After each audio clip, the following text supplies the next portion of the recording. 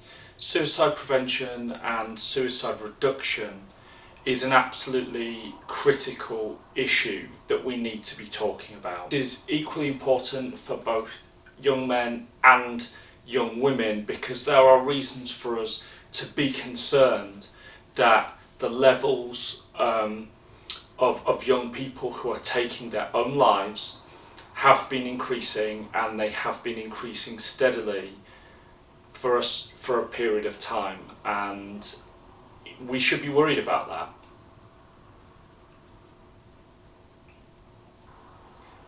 The situation around the loss of girls and young women is at the highest level now that has been recorded since the records began in 1981. So what kind of numbers are we actually talking about here? Well, in 2012, 81 women and girls under the age of 24 took their own lives, and I think that's incredibly sad. That's incredibly tragic to hear that. But in 2019, that figure had risen to 159 young women, and that is of enormous concern because it's almost doubled. It's almost doubled in 7 years. For boys and young men, the number is even more horrifying. In 2019, we lost 442 of our brothers and our sons and our talented young men to suicide and to mental health. People view suicide from lots of different perspectives, but it's rare that anybody looking at these numbers will see it as anything other than a picture of tragedy and loss and grief. You don't have to apply a religious conscience or a particular train of thought to be touched by how terrible this subject actually is, or appreciate the immense impact that every single one of those deaths has had on the loved ones that remain behind, and entire communities that just feel devastated when they lose somebody like that. In my policing career, I look at the first half of my policing career from 2003 onwards, and I did attend a handful of very tragic teenage deaths that were either unexplained or were ruled to be suicide.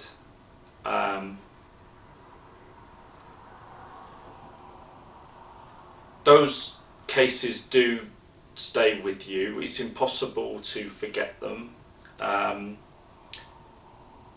Situations that include young people in mental health crisis that we didn't get to soon enough in order to do the right thing by them and to help them get through that time in their life. these deaths are etched on my memory.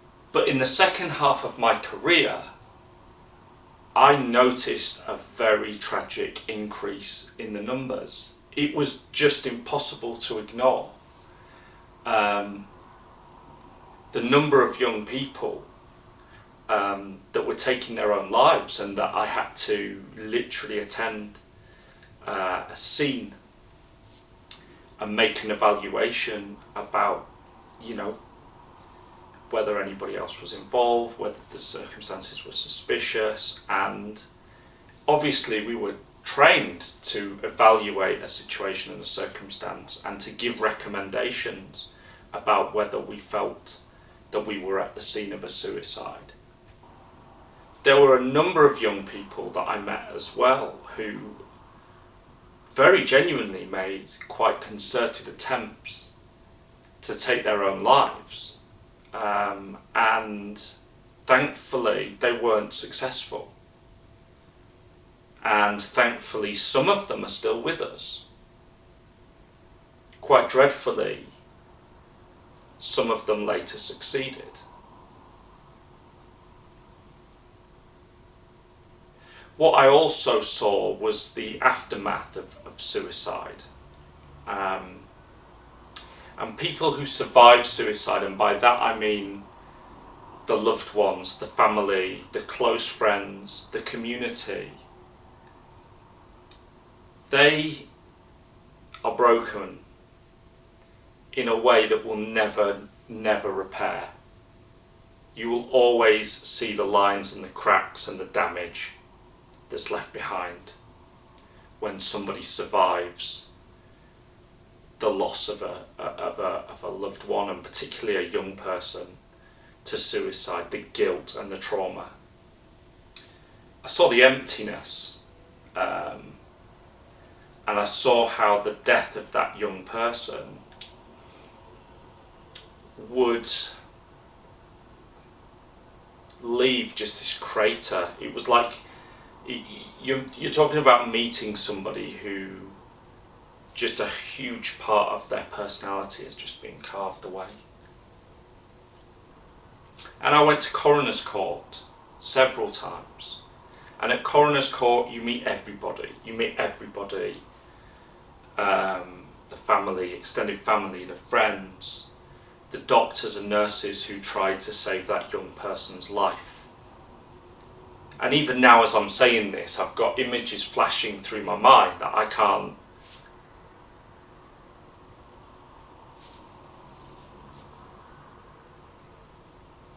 really explain. I don't want to begin to describe.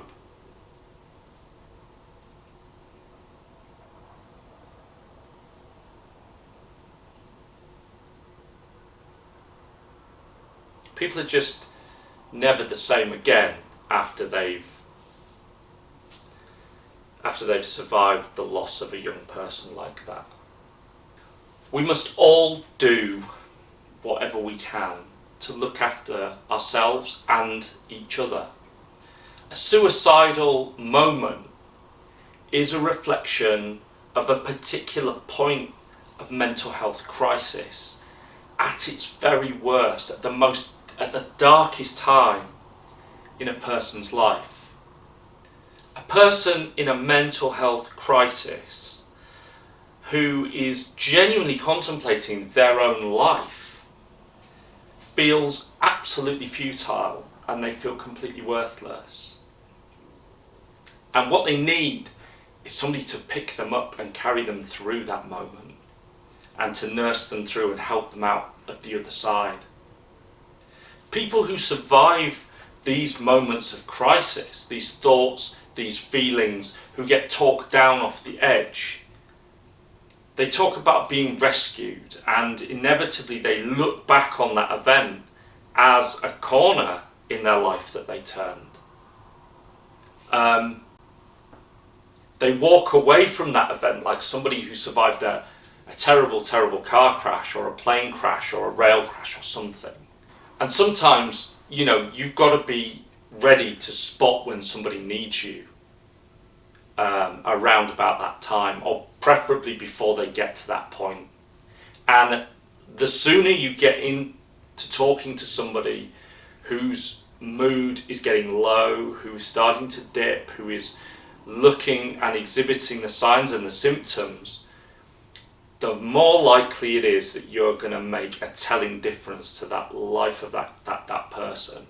So you've got to be aware, because anybody is susceptible to this. Anybody could be susceptible to this, and I've seen circumstances where people won't believe it. They just won't. They can't believe it. That person, no way.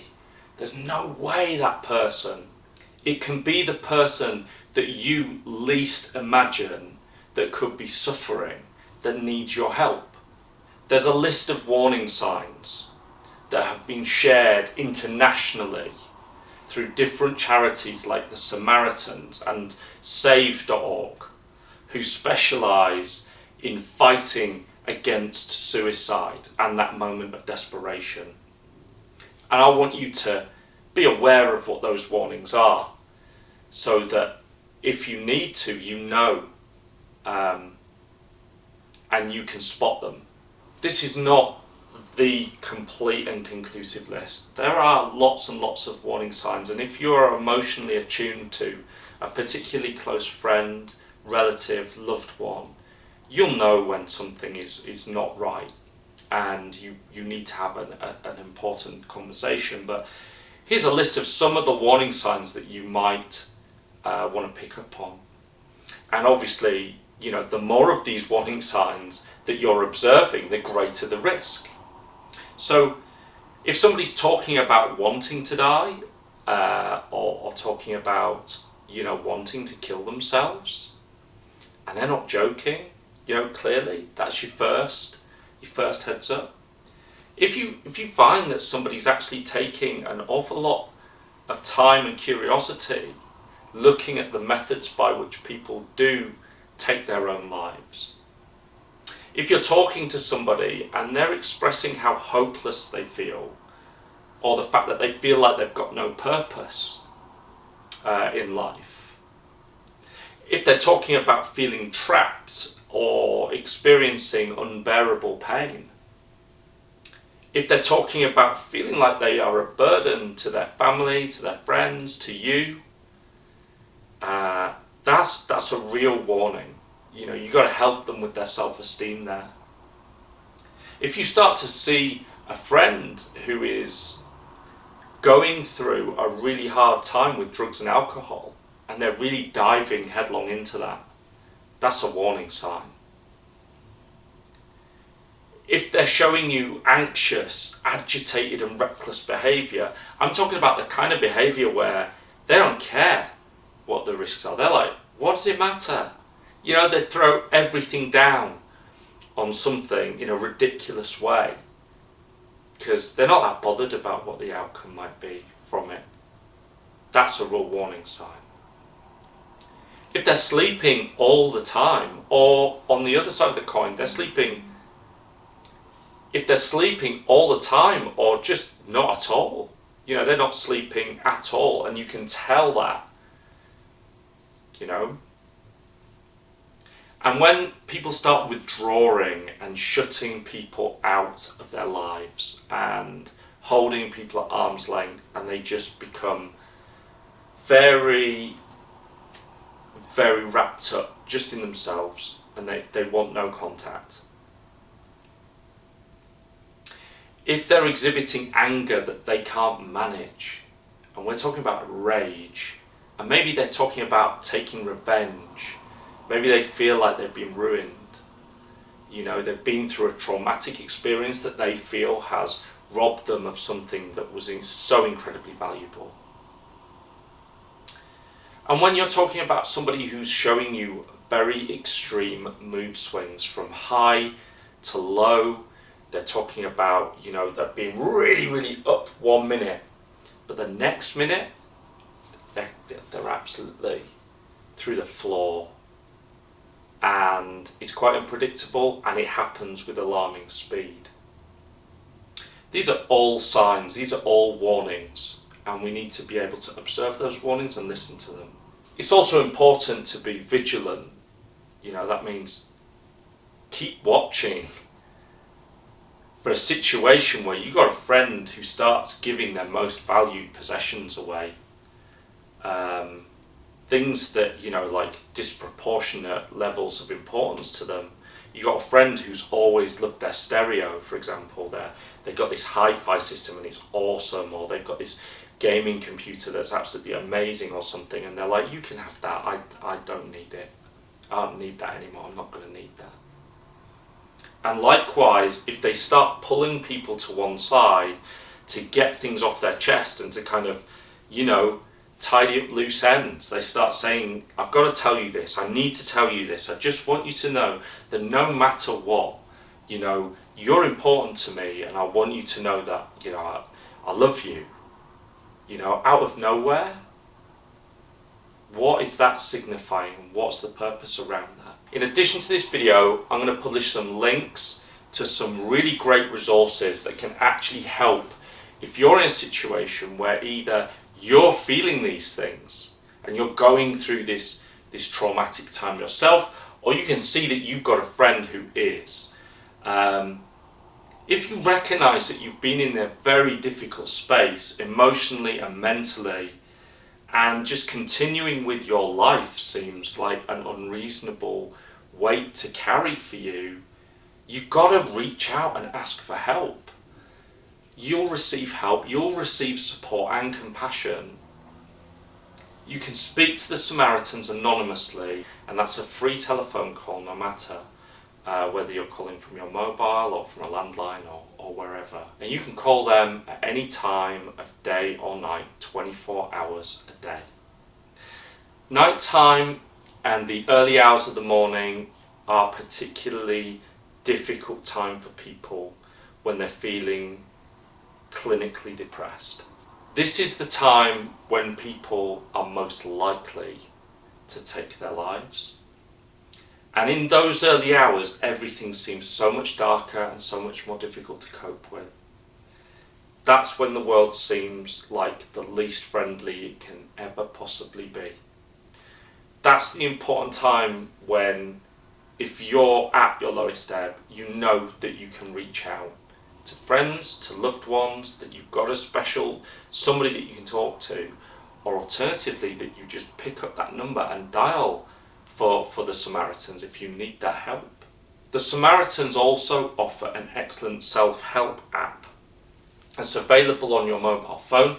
You can download it for free, and if you visit the Samaritans at samaritans.org on your mobile phone, you can download it from their website. There's no cost to that whatsoever. If you don't feel affected by these issues directly, and fortunately you're not going through that kind of thing, remember that one of your friends might be.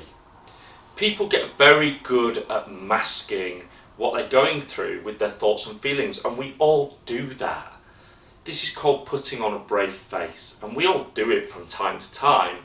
Sometimes we do it when it's actually not what is best for us, when we need to be braver than that, and we need to tell people what we're going through, and it would be far better to open up and speak to someone. Being a good friend means looking out for each other and not taking it for granted that anyone is okay. Suicide is far less likely to steal a friend away from you if you've got that close, open, honest dialogue, not just through the happy times, but through difficult times as well. This is not easy, but if you recognise the signs and symptoms that make you feel worried about a friend, you've got to go and ask somebody for help. You've got to be the one who kind of blows the whistle on this. But understand that if you turn to an appropriate member of staff, a teacher that you particularly have a bond and a rapport with, that you will be dealt with compassion, and the subject matter will be dealt with compassionately and discreetly, and very importantly, your friend will be handled with a huge amount of compassion and dignity. In the long run, you will not regret the fact that you took steps to help and to protect your friend at the time when you felt that they needed it the most. The biggest regret very often that people have when they survive a situation like that is that they think that they didn't read the signs and that they didn't do something about it. The sphere of mental and emotional health is very much behind our understanding of physical health. We're only just learning to remove the stigma from talking about this subject. When depression kills someone, the final loss at the end is not very much different to losing someone to any other form of illness. It's tragic.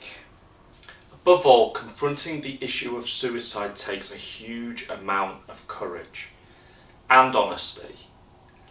If we're going to do something meaningful to address the loss of more than 600 young people every year to suicide, it will take a change in our behaviours and our attitudes. It will take courage and it won't be easy. I'll be honest with you, this has been a difficult video for me to make. But I hope that it will generate a conversation, and I hope that it will highlight the problem. And I hope that it will provoke some thought and consideration. And I'll see you in the next video. Bye for now.